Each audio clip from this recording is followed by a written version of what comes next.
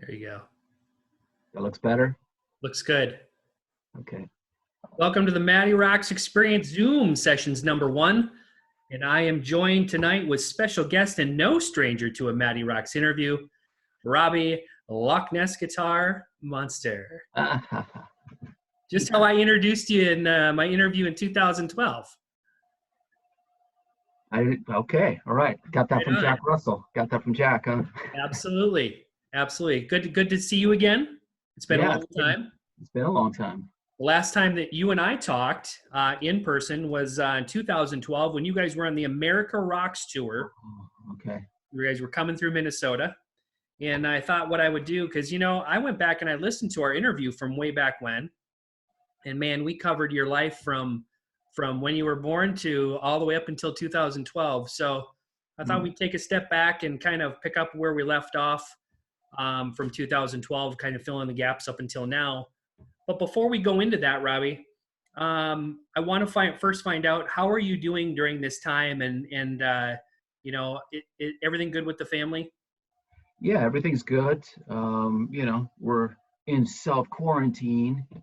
So as everybody is, and it's other than not being able to tour and make money, it's not bad. I mean, I don't mind it, and I'm actually super busy. I mean, it's crazy enough. I'm really busy with a lot of different projects and different things going on, but still not making the touring money. I mean, I'm making a little bit of money doing sessions and doing things, but I mean, very, very busy. I'm trying to get caught up. I want to kind of relax, soon, but Absolutely. And what are some of the things that you're doing during this time to stay lucrative?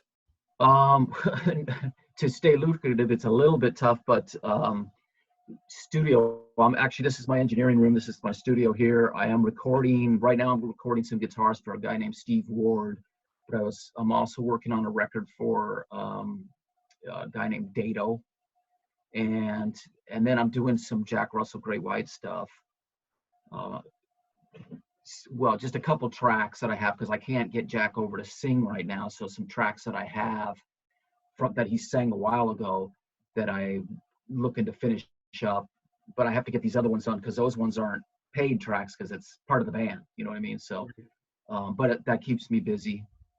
So that and a little bit of lessons, but it's pretty tough to make the kind of money I make when I'm touring, not even close. But that and the other thing is we have the Jack Russell's Great White acoustic Bites CD and vinyl that's out, and so I've been tasked with dealing with all that. So when we do orders, I go out to the label, I pick them up. They're very careful to keep away, and then they give me boxes, 500 at a time of whatever CDs and vinyl, and then we are doing orders, and then I'm fulfilling the orders. So I'm finally right now just caught up. There was so many of them. I was inundated. I mean, it was ridiculous, 8-10 hours a day just because I had to take the CDs and unwrap them all, and then take them all out, and they have stickers on each one, so it just sucks. It takes hours, and then I have to get the guys to sign them. Right. So I drove to Jack, and we sit in his parking lot and let him do it, and then I drive to Dan, and then he signs them, and then Dickie and Tony came over here, wore their mask and their gloves, and went in the living room and signed them. That was two separate times, and then I package them back up. And then I'm taking the orders, and I have to be careful to, I'm handwriting that. I don't have anything printing it right now. Right. And then going to the post office was just a huge ordeal. They have you spaced apart 6 feet, and then the lines are long. And then when I get up there, they're looking at me going, what the, I've got a big bag of CDs and vinyl, and they won't really let me sit there the whole time. So finally I got the postage right, and I got tracking stuff, and so I'm doing it all here except for the international orders. International orders I have to go into the post office and do.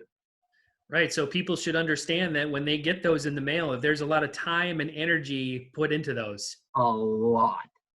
A lot. I need to get myself one of those. Yeah, it's really good. It's a really cool CD. I mean, I'm not saying it because I played on it and mixed it and produced it, but I'm saying it because it is. I mean, it's a good CD. It's getting good reviews. People are really liking it. And I mean, it's all one spitting songs. Right. So it's, you know, songs that were on an album that was platinum or multi-platinum, I'm not sure. And then a bonus track of Babe, I'm Gonna Leave You, the Zeppelin track. So yeah. Good. You're staying busy. That's awesome. Yeah, that, and I'm doing a weekly video for my YouTube channel.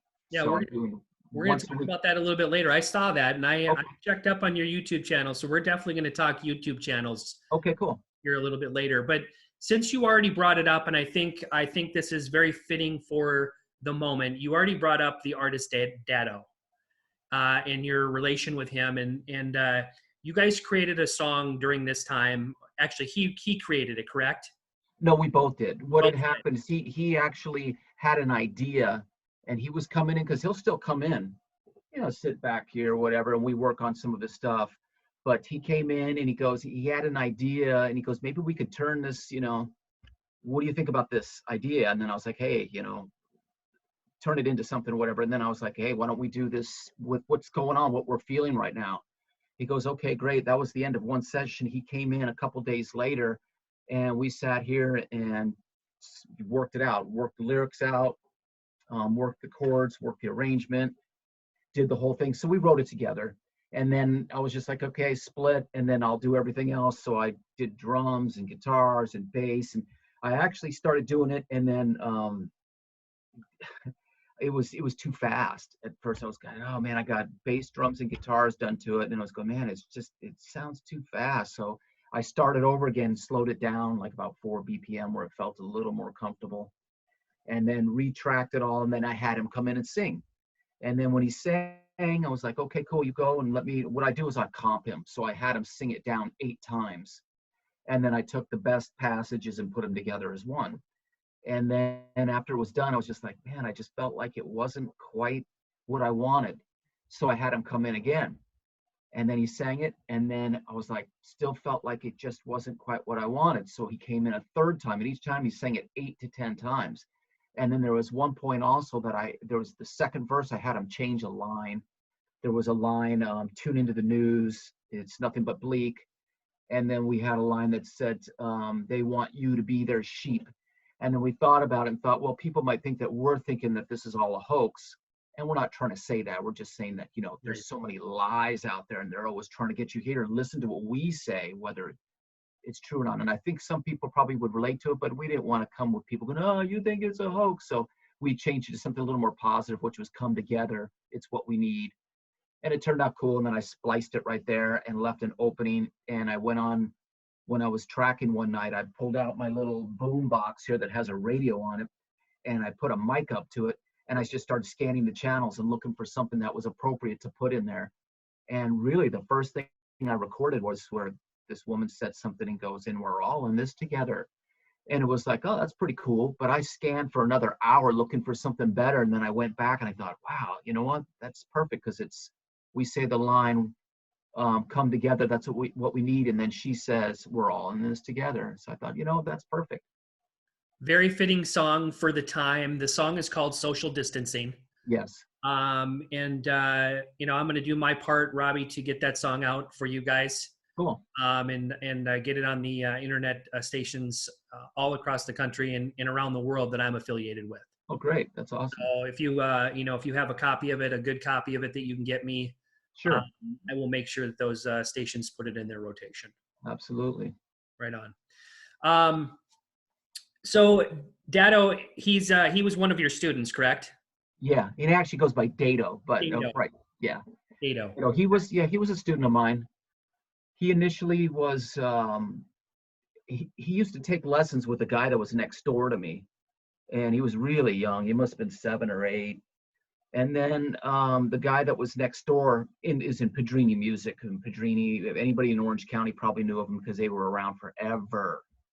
They went out of business, I think, 4 or 5 years ago, and they were in business since 1931 or something. And they went out of business in January, I want to say 4 years ago or 5 years ago. And strangely enough, they had like 5 stores, and it ended up down to that one store. But there was another store in Pasadena that was some cousins. It had nothing to do with them at some point. But they were in business since like the 40s, and they went out the same month. It was sad to see. But anyhow, he was going in there, And then he kind of disappeared for a minute, and then he came back in. He started taking lessons with me. So he took lessons for a while, and we're working on whatever, just regular stuff. And he even played at his talent show in 8th grade, and I went and watched him sing with a band and play something in another band. And then we're working on it. And really, I just thought he didn't strike me. And you just never know with somebody, you know, but he just didn't. His thing really wasn't guitar playing so much, as it turns out. I mean, at the end, before we started writing, he was literally, we were working on Back in Black, and I'd write it out, and he couldn't really deal with writing it out. So we'd play it, and I was just trying to get him to memorize it. It was week after week. I mean, 6 months, no, let's keep working on it. I'm like, oh my God, this kid, man, I don't know. I mean, hey, he's doing what he's doing, and it's cool. But I was just like, wow, what can I do to get through? Because there's always a spark in everybody that if you keep looking, something ignites. And sometimes it's in the, you know, and it taught me a lot, because it's not always in the playing, and I was probably looking more for the playing. But he walked in one day and he goes, I wrote a song. His uncle had died, and he wrote a song about it. And I'm like, okay, cool. I mean, I was already working with this girl, Emily Eyre, who I still work with. We just put out a CD, as a matter of fact. And I've worked with other students writing before. But I've been working with her, and she's, you know, about his age, maybe a couple years older. And we were already kind of into it a little more. And I was told, you know, I work with other students, and I had the Roland 2480 sitting in the little room there. And I was like, we can work on it. And he had this song, and it was, you know, it was raw, but I go, this is kind of cool. And I put some chords and started kind of making it grow and doing stuff to it. And then he came in the next week and he had another song. And I was like, wow. Okay, cool. And that happened like a couple weeks in a row. He had another song. I go, wow, this is amazing. And then I was like, his lyrics are good. This kid's got a knack for really good blue collar lyrics. And then we practice on the songs, and we're working on them. And one day he was singing, and he started singing, and he kind of sounded like John Fogerty. He was singing really mousy at first around me. And then all of a sudden I heard a little bit of this gruff, kind of a little bit John Fogerty is what I call it. And I stopped him. I go, that sound right there? I go, I want to hear that all the time. That is your sound. And he changed after that. All of a sudden, he just blossomed into an artist. So then we took it from there, and we came into here. And I was like, let's record an album. I mean, we ended up getting about, I want to say 15 or 16 songs that we templated out. And then we took 10 of them. We might have done drums actually on about 12 or 14 of them. Somewhere around that, but we're going to do 10 for the CD. So at this point, he's a senior in high school, and I go, we need a CD done before you graduate. I go, you got the built-in crowd, all the kids at school. How cool would that be? Absolutely. Well, as time went on, we couldn't get it done in time as far as a full CD, so we focused on 4 songs. So we did get 4-song like EP done. It was probably the last week of his senior year. And he got it out. He put out a little CD, and he moved, I don't know, a couple hundred of them, which is cool. And then we kind of lost touch a little bit in there for a little bit. I was busy. I was out touring. And then he started doing these open mic nights. So he's singing like twice a week, 2 different open mic nights. So he was keeping steady. And then we make contact. Hey, you got to get back in. And we work a little bit. Then he'd be gone. And, you know, here we are. He graduated 6-7 years ago now. And we were talking at the end of the year, and I go, we need to finish your record. And then, of course, when all this happened, I was like, we really need to finish it. But I had just finished Emily's, and Emily's was kind of the same way. It took forever to get it because I was gone, and she was over in Italy, and all these different things were going on. So we're focused on finishing them. And right now we've got 8 songs. That's 4 of the original ones that we released. We're putting on the CD, the full length, but I remixed them, and they sound way better, the new mixes and stuff. And I got 4 more that are done mixing, and then I got 2 more that I still need to do, because I usually sing the backing vocals on his tracks. I'm going to sing a couple backing vocals, and I need to put a 12-string on one of them, then I'm going to start mixing. So the goal is to get that done, I don't know, a month ago. Right. But, you know, a year ago, 10 years ago, I don't know. But it'll happen soon. It's just I got to schedule it in my time with everything that's going on. I have a lot of stuff going on. Well, keep me posted on that release. We look forward to that. And again, Cool. I can help out and push that across the airwaves. Oh, that's great. You know, and I should get you Emily's too. Her stuff is really cool. really good. She's a really good lyricist as well. Hers is a little more, I don't want to say heady, but it's a little more thoughtful, a little more almost like it should be in a movie soundtrack. Her lyrics they're really good. But a lot of times it's like, wow, I would have never thought of that. Whereas Dado is more just blue collar. Right. She would be, I guess, white collar, I guess you would say. And maybe 2 potential MattyRocks interviews down the road. Absolutely. I'm sure they would both love to do that. While we're on the topic of you teaching guitar, what has that meant to you to be a mentor to some of these students and to watch their progress and to see them continue? Oh, it's great. I mean, it's great to see when somebody continues, because a lot of times, I've taught a lot of people over the years. And at one point when I was teaching at Mars Music, I mean, I had 100 students a week. It was crazy. It was all I was doing. It was too much, really. But it's cool when you see somebody that takes it further. A lot of times they don't, and I don't expect them to. Not everybody's it's not gonna be their career path. I've had so many people that have come and they'll be coming in like 8th grade and they go all the way to their senior year, then they go off to college and then that's it. Quite a few that do that. And then once they get into college, they probably still play, but they're gone for 4 years or whatever it is. And they go into their careers and they still have that ability to do what they do. And that's great. I mean, it's something that they love and, that's cool.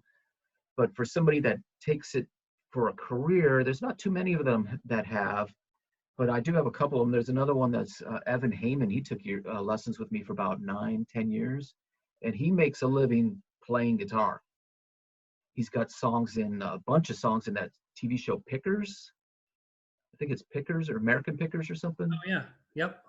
Okay. He's got a bunch of songs in that. He's got songs on J-pop stuff, or no, K-pop. A bunch of K-pop stuff, and he's teaching out of I think he's teaching out of a high school or something. He does a little class there, and so I haven't really sat down and talked with him really for probably 6 months. But the last I talked to him, he was keeping pretty busy, and I'm sure he still is. So that's great. I'm seeing somebody that really took it and he's making a living. That's awesome. We're so like Dado and Emily, they're trying to break through on that, but they're having to supplement by doing other things. Right on. Let's take a step back to January before all this chaos happened. You and I were both at NAMM. We missed each other. Yeah. Break down your NAMM experience. What was NAMM 2020 like for you? Oh, wow. NAMM it was about status quo, really walking around. There's just a ton of everything. And, you run into some friends. And as far as the daytime thing, it was pretty cool. I mean, I got to sit down and play. Where did I go? I played a couple different places that were pretty cool. There was one place, there's this Slip Guitars, and I was playing their guitars. I've known these guys for a while now through Bill Leverty from Firehouse. He turned me on to them. But when I was there, one of the guys had, the amp just sounded incredible. I'm going, what is going on with this? And the guy was like, it's a pedal. He goes, he had a pedal that he had, and he mods them. I go, man, I want one of those. So I've got one sitting here. He made one for me. Great. So that was probably the greatest thing that came out of that. But during the daytime, during the nighttime, I played the Montrose Tribute, did a couple of songs on that on Friday night, and Saturday night we played as a band at the All-Star Jam, or I forget what they call it, Ultimate Jam. Yeah, I was supposed to go to that, but as you know, when you're supposed to be on a list and then you don't end up on the list. Oh. So I ended up going back to my hotel. Oh, that's a bummer. Yeah, because it's not like you could buy your way in either. They just weren't letting people in. I mean, they had a certain limit and they were over it, because they had, at first they go, okay, everybody gets X amount of people, because there's a lot of people playing, artists, and then they cut it. They go, okay, we can't have everybody with that many people. We're already maxed. Yeah. So I had a couple of guests, but then some of the other ones I just couldn't get more people in. They limited it. But I did play with the band. We played one song, and then I came back and played with Jack, but with Sean McNabb and Randy Jackson, and the drummer didn't show up, so Dickie, our drummer, ended up playing for us. Sean McNabb will be joining me in a few weeks for a MattyRocks interview finally. So. Cool. Yeah, absolutely. Yeah, NAM was busy this year. It was definitely crazy. So hopefully in future NAMs, you and I can connect up and reconnect. So Yeah. let's pick up where we left off. 2012. A couple points that I want to just cover real quick before we departed that interview. You had talked about some upcoming work with those Scorpions acoustics, Oh the yeah. Corey Whitehead stuff. Did Yeah. that stuff ever pan out? It did. We'd finish the record, and it's out. But it was cool. We did do it. Yeah. Cool. I ended up doing all the steel string guitars were done in here. And then I did do, like, I worked with Herman's drums here, Jack's vocals, and I mean, I did take some of the nylon string. I think I recorded Corey on some tracks here too. Can't remember, but there was a guy in Spain that had tracks that he would send them to me, and I did some stuff with him. But there was tracks that didn't make the record. We did stuff for Bobby Kimball from Toto. We did Hold the Line, and we did Africa, Mm. and they turned out really cool, but Herman didn't want to use them. But I've got them sitting. So I've been thinking all these years that it might be cool to do that, I just need to get drums on them because there's no drums, and get bass on them, and then get Bobby to sing them. Dig them out. I'm thinking about it because they're pretty cool. They have the steel string and the nylon string guitars, and they're played pretty tight, pretty good. That I mean, sounds pretty good. the guitar player, that nylon string player, is just, it's sick. Right on. Good for you. And I think at that time, Dig Jelly was just kind of coming up. Well, Just started with Dig Jelly back then. no, it's just ending with them, really. Really ending. Okay. Yeah, we've been working together since about 2002. Okay. And then we did do a couple more shows, and I wouldn't say it's like over. I mean, I still have tracks that we never finished, but I'm just so busy that it's just not on the front burner. Right. A lot of other stuff that's out there. Yeah. Absolutely. 2016, I ran across one of I love that orchestra metal. And I came Okay. across your Renaissance rock orchestra Yeah. did Ice Age Cometh track. Yeah. Love that track. How did that all come to be for you? It was the bass player, Mikey Bones. He actually passed away too. It must be maybe 2 years now. I saw him. I received an award at the LA Music Awards in 2000, and it was an alumni award because I had won best guitar back in '97. And they were like, "Oh, because you're working in the industry, we want to give you an award, like whatever, alumni award or whatever." And Mikey Bones was there. And I was like, "Hey, Mikey." I mean, I knew him from Phoenix. He used to play in a band called Kaiser. And we never really knew each other well, but we knew of each other. So we talked and exchanged numbers and hung out that night. And then he was telling me about this thing. He goes, "I got to get you on here. I got to get you on this record." And I go, "Okay, that sounds great." And then he put me in touch with the guy, and he sent over tracks. And they wanted me to play on more, but it was, again, I was so busy. It was hard when you're gone every week and you're only home for 3 days. Right. To try and get in and really focus, because you get home and usually it's like with no sleep. So you catch up on your sleep, and then the next day you want to try and, sometimes it really takes that extra day to kind of get back. So it's like, okay, I come home Sunday, Monday, I'm like, I mean, of course I would get in a lot of times. I'd have to get in and motivate and just do it. But I also have a lot of band business that I do. Back then I wasn't tour managing for the band, but by the time that record came out, or for the Ice Age thing, I was doing the tour managing. So I get really busy with, doing flights and hotels and talking to promoters and making sure that all the gear is set up and all the different things that I need to do. So it made it tough, but I did get the one track done. So that was cool. It was a nice little find to find you on that. That Oh, was cool. cool.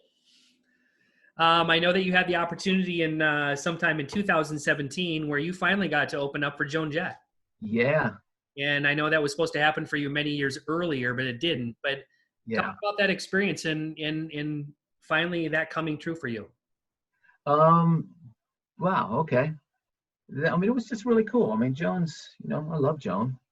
And the way it happened was interesting because, I was tour managing at this time. So I got the call from our agent. He goes, Joan Jett needs an opening act in a week, or it was like a week, or it was really short notice, 2 weeks, less than 2 weeks, probably 10 days. I'm like, we're in. You don't want to know how much it pays? Oh, yeah. How much does it pay? We're in. Let's do it. So it was cool. We went and we played the show. And then I got to meet Kenny Laguna because I was dealing with him. So at the time that I almost played the show it's kind of a long story. I don't really want to go into the details of it but he had paid me for some stuff, some shows I had done. Right. And so I was talking to him. I go, Kenny, you've paid me before, but we've never met. And he said, oh, what? And then I, talked to him a little bit. And then later on, Joan did her set. And then I was like, oh, man, we got to go see Joan. And then Jack knows her. The whole band split, just me and Jack hung out. And we went and hung out with Joan a little bit. It was just cool.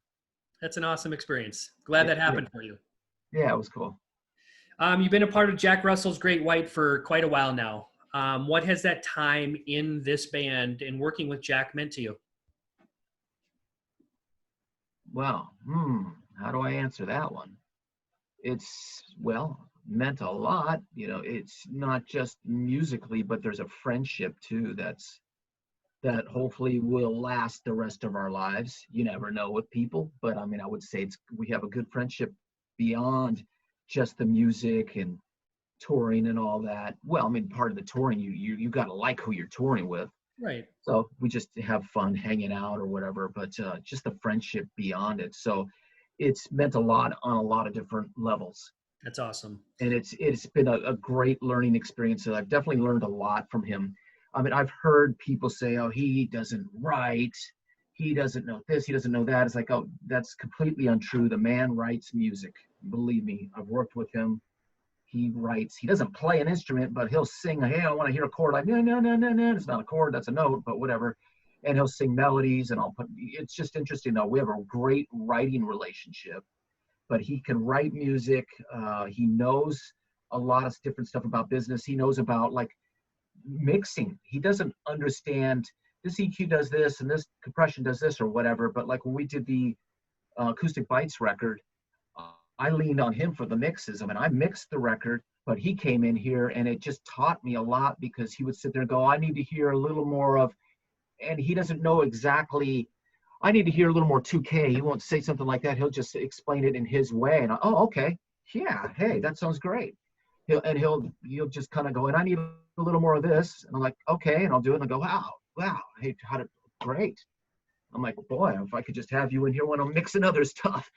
But it was really cool. It was a great learning experience. And he goes, okay, you kind of have the idea. Go ahead and mix it. I go, no. I really want you on this record. I really want you to be here through all the tracks. I need you to come in and then just sit with me because it helped me a lot. It taught me a lot in a very different way. Not a guy sitting behind there and going, here, and use this knob and use the delay like this and do nothing like that at all. Just more, I don't even want to say layman's, but he knew what he wanted to hear.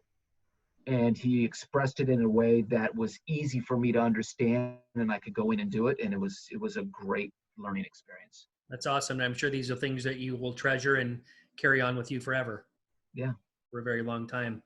Talk about the other members of this group. Some have come and some have gone, and you've remained.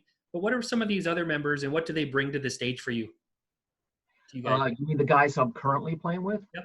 Or not the old members? Okay. Yep. They're all great. I mean, what's cool about it is they're all pros, and they're all easy to get along with on the road, which is a huge thing. Anybody who tours in a band knows that. You can find another player to fill a spot, but you can't always find somebody to get along with.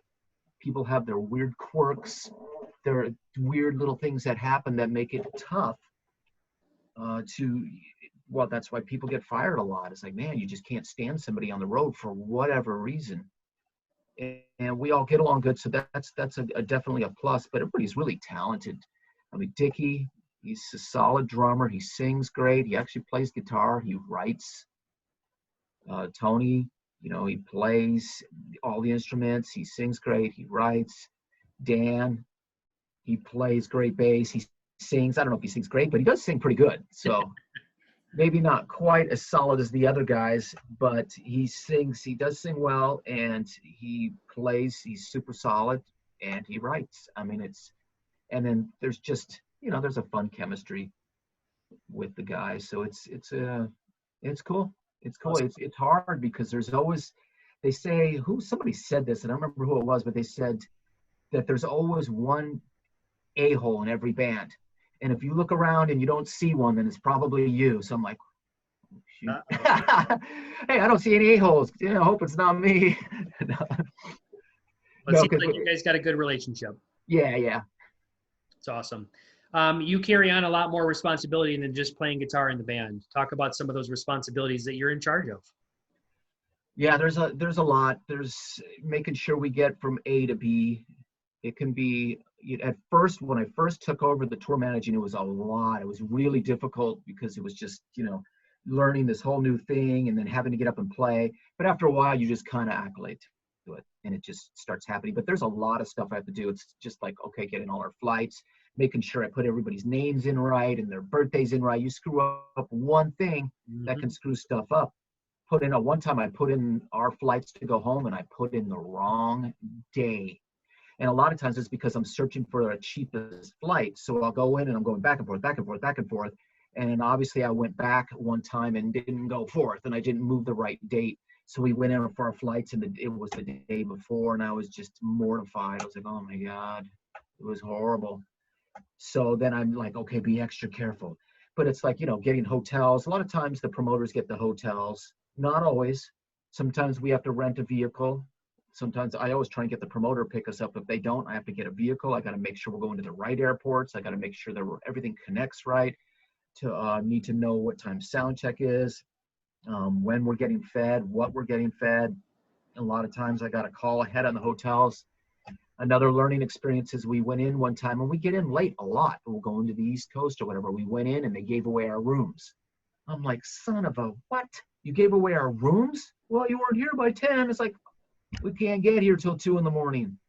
So that was another learning experience where it's like, okay, you got to call ahead. Don't give away our rooms. We're going to be in there at 2 or 3 a.m.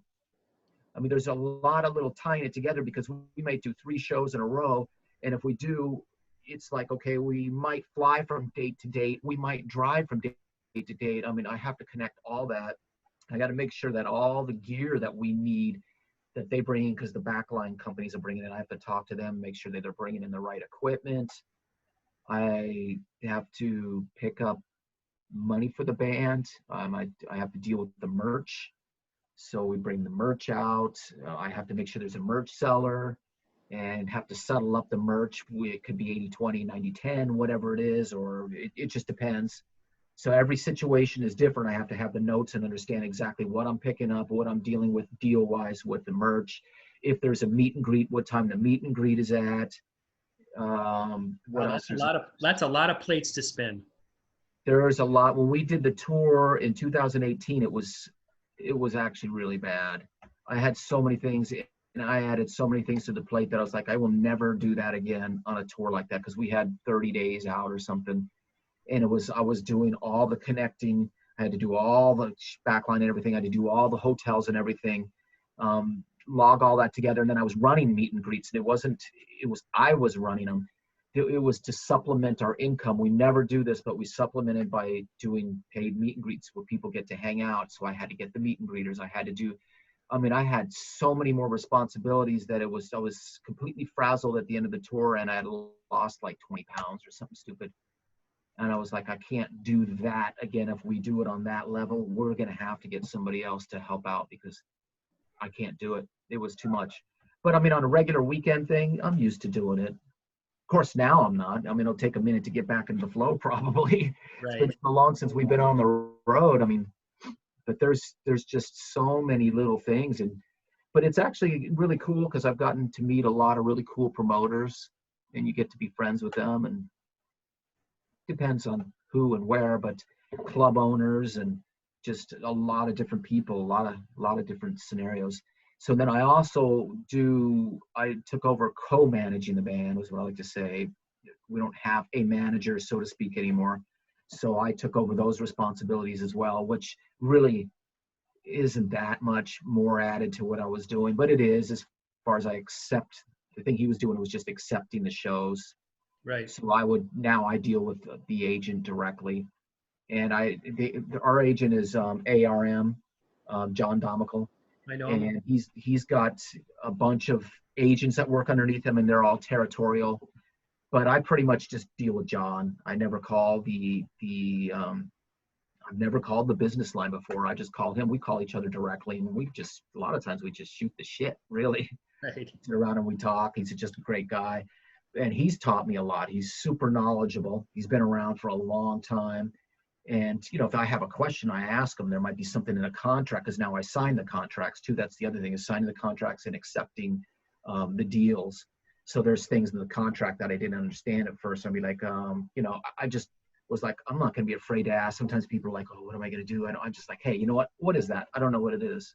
How else am I going to learn? I'm not going to be stupid about it. Just tell me what that is and I'll learn. Right. And so I learned a lot through him on that. And then as far as accepting shows, it's every decision is Jack's. So when I say co-manage, I wouldn't do it like other managers have done. I just do it without him. You don't do it that way. So we have a show. I call him up and say, Jack, here's what we got. Here's what they're offering. Here's all the details. What do you think? But I'll also say, sometimes I'll go, here we got the show. This is great. We're going to take it. Here it is. And he'll go, you got it. Take it.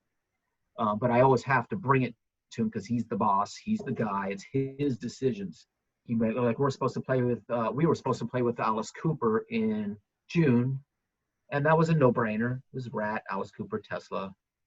And I was like, okay, we got an Alice Cooper show. I know I don't even need to ask you about this. It pays well and all the good details are there, but I'm going to ask you because you need to know. And of course it was a yes. But there might be other shows that we'll look at and go, I don't know. And they'll have me go back and negotiate something better. Or else, I've turned down shows. I'll turn down a lot of stuff too, because some stuff is just like, why do we bother? Right. It just doesn't work for us, so we don't need to do it. Wow, good for you, Robbie. That's a lot of work, man. That's a lot of work put involved in that. So, the 2017 release, he saw it coming. Yes. That's how has that been doing? You know what? It was doing really well. And when it came out, like the day it came out, it was charting on iTunes. It was charting on Amazon. We were doing pretty well. That first week was really exciting. It was doing well. And then the sales were slower, but we were selling a lot of them at shows. And then we blew through everything they had. We're not with the label anymore, so they cut us off. No more CDs. They're like, no more. And I'm not sure the numbers, but whatever we had, there was a fair amount of CDs and they were gone pretty quick. And then once we were off the label, they're like, nope, they're not going to print anymore. They're not going to do anything with it. It's a great CD. Wow. It's a great release. I love that CD. I really like it a lot. And it's not because I recorded it here and because I am a writer on all the tracks with Jack. Because I write on a lot of different stuff that I don't like. There's stuff I've written, I go, oh, yeah, I don't like that. Or, it's okay, or whatever. I really actually like it. I can sit away from it for a while, and I feel like I've got a pretty good ability to listen to music and pull back and go, okay, I'm not the producer, I'm not the guitar player, I'm not the mix guy, I'm not any of that. I'm just listening. Do I like it? Don't I? And there's a lot of times I'll be like, oh, I don't like it. Whatever it may be, I'm like, oh, I don't like this. But with that record, I really like every track. And especially the title track. The title track's my favorite. It's kind of got that Queen sound to it. Right. It's just a cool track. Well, good job, you guys. That was a great release. So, thanks. Is there anything else coming up behind that? Well, we have that. As far as a new original record? Yep. We have been talking about it for a while. We have some songs that we've written. And we just need right now would be a great time to be doing it, but we can't really get together, which is unfortunate. So yes, we want to do another release. When, I'm not really sure. So meanwhile, we have that Acoustic Bites CD that's out, and we're going to do this live Zeppelin. We did some Zeppelin shows, and there's just a multitude of tracks that I have to dig through because I'll be mixing it. And I've got about 5 of them that I went through that I like, because there's a lot of different shows and I got to pick through, and there's stuff that you just don't want to use. Like, this isn't going to work. Right. And then there's some good performances like that one I'm going to take, but there's so many of them. I haven't really gone through all of it yet. I've gone through some where I picked out the ones that I like. I think about 5 of the tracks. Then I just gotta get it and try and get it all to flow like the show was, because it'll be from different shows, and then mix it. So that will be coming out too, but that's not original. It's all Zeppelin stuff. Right. So yeah, I'm looking forward to doing the Zeppelin thing. Well, we look forward to all the new releases that are coming up here, and hopefully all this stuff will be over soon and you guys can get back to work. Yeah, that would be great. Well, your YouTube channel looks like it's booming. I've seen some new releases on there, some more classical stuff that you're doing.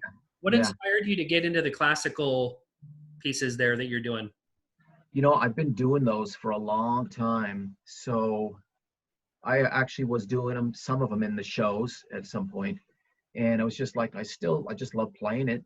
And I don't know, there was just, how it all started was years ago. There's a friend of mine, he played in a band. We were playing in a band together, and he sat down at the piano and he started playing Heart and Soul. Boom, boom, bam, bam, boom, boom, bam, bam, boom. And I just went, that's cool. I go, I could do that on guitar. What is that? And he's playing it, and then I learned it and I played it on guitar. I was going, oh, that's cool. I got to learn more of this. So it's just cool to do. The very next thing I learned was one of the releases I did 3 weeks ago, Sonata in C by Mozart. Mm-hmm. So that was the second one I learned, which is pretty difficult. Now, the version I did back then was half of what I have on there, because I didn't realize there was more to it than just that half. And it was a little bit different. It was in a lower register in spots, and it was just different. But that's what I had learned. And I remember one day walking through a supermarket and I heard it playing, and then it was the whole thing. And I went, wow, there's other parts to this. I go, oh man, I got to find this. I got to learn this.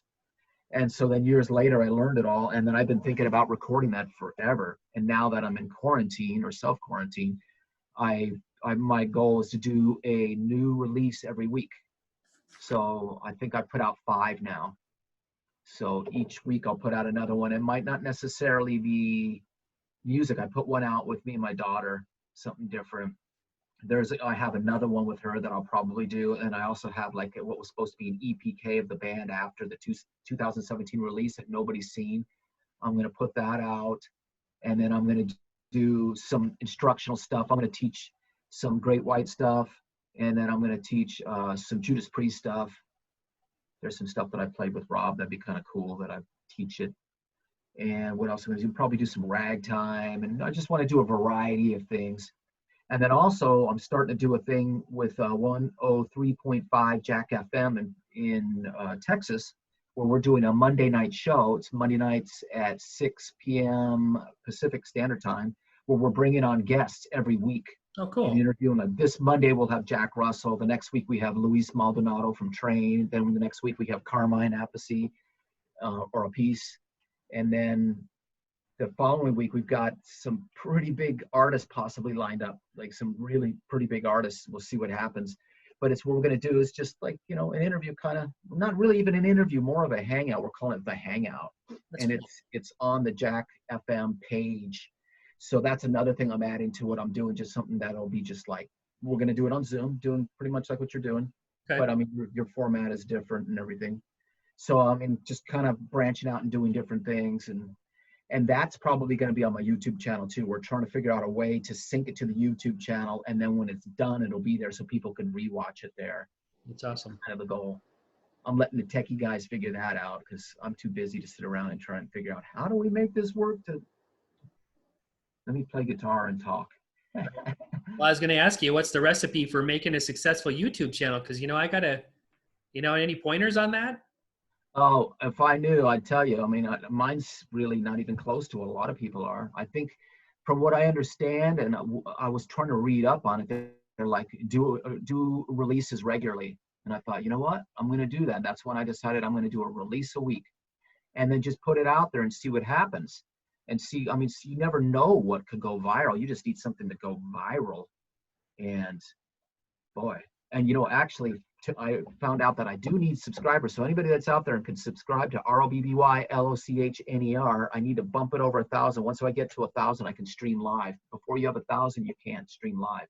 Well, So I don't have that many subscribers. I'm at 900, I think, or close to that. yeah, and I think I need like 960 more. So I'll make a deal with you. I don't think I've subscribed to your channel yet, so I'll subscribe to yours if you subscribe to mine. You got it. Right, fair trade. Yeah, absolutely. Right on. Robby, I want you to think back through your entire musical career to date. Okay.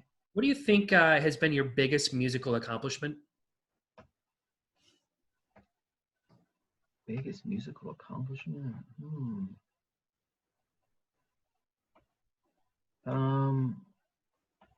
It's a tough one. It is a tough one. It feels like it's all kind of relative. One thing that really stands out to you that you really, that you hold near and dear to your heart that. I mean, there's just a lot of different things, really. There's a lot of different shows. I mean, I love the record I did with Jack, the He Saw It Coming. I love that. There's stuff I did in my formidable years with my high school band that really stick out as really I hold dear. My first national gig being with Rob Halford was just amazing to have that first, going from being a local kid to playing with, somebody who's legendary. So it's really kind of hard to say because and I can look back and think about desert parties I played that were just amazing. That just the time I had was every bit as good as playing some of the shows that I've done, since then. I mean, I played some really big shows back in the desert, back in the day in Arizona, and you're a kid. It's it's newer to you, and it was super exciting. And I remember one time playing, and there was 4,000 people out there in this wash, and the cops broke it down. They busted it because it was too big. They had closed off a mile of road on each side that led into that area, and it was jam-packed with cars, and not everybody was even in there. And they're like, "Who are you guys?" The Rolling Stones. They had a helicopter above. And I remember when they stopped us from playing, I was really bummed out, but when we got done and we stopped, I felt like I was high. I've never felt so high before. I mean, literally, like I was just like, whoa, just intense. I don't think I've ever felt that high from playing before. It was super intense. Well, that's great. I mean, a few musical accomplishments. You've named some really big ones. So, what's on the horizon for you, Robby? What's up and coming? Well, right now, more videos every week. Let's see. Other than that, I don't know when we're going to be back out. We'll see. So, I mean, hopefully we'll be back out and playing. And then once we're out playing, we can get the new original record out.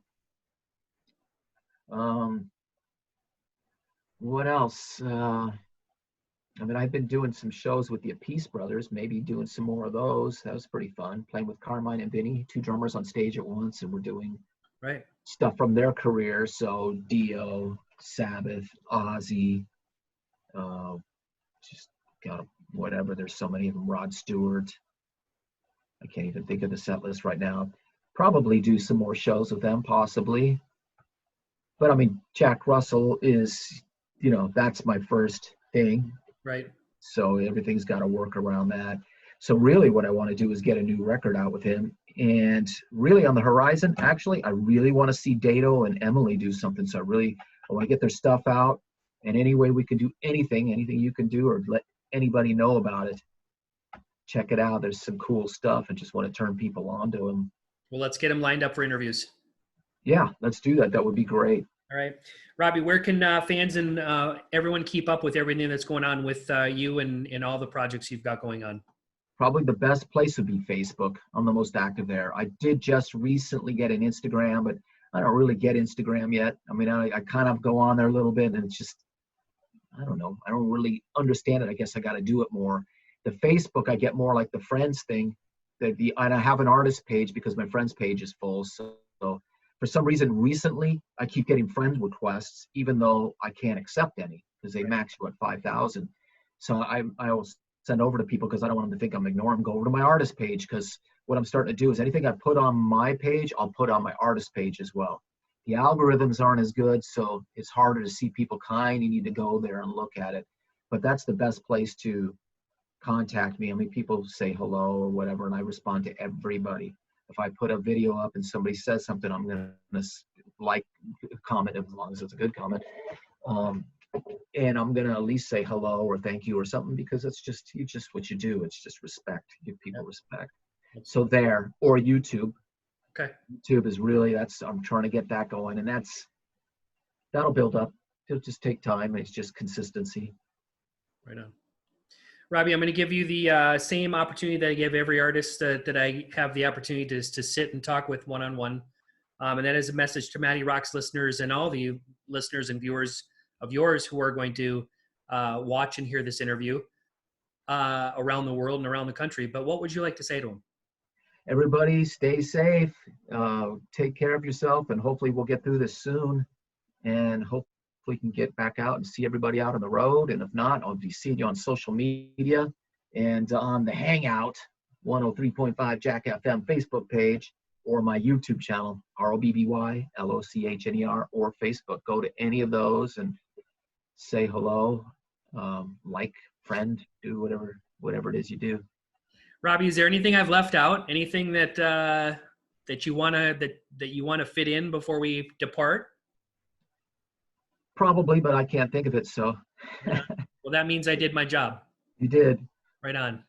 Robby, thanks again for taking the time out. Different circumstances, Yeah. but at least we had the opportunity to do this. Continued success to everything you've got going on in your musical arena. Cool. Thank you. Right on. Cool. And you've heard it here. MattyRocks listeners on the road, MattyRocks, the Zoom sessions, #1. You are the first one. All right. And that's it, man. Thanks again, Robby. Yeah, cool. Definitely friend me on YouTube. Let's exchange that and try and get our each other's YouTubes up a little bit, you know. Absolutely. Support. That's what we need. Yep. All right. MattyRocks, Robby Lochner, out. Cool.